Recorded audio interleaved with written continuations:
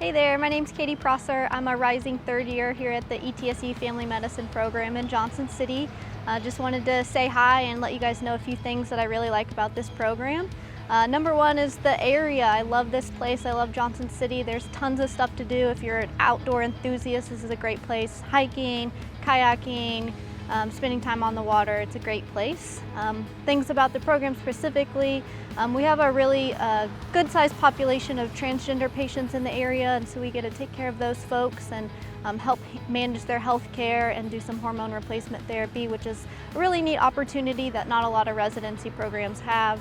And then the third thing that I really love about this program is just my co-residents. They're wonderful people and I love spending time with them outside of the clinic and outside of the hospital, and we get to do a lot of things in the community and go out to restaurants and have a good time. So please reach out if you're interested in our program or have any questions. We'd love to hear from you, and take care.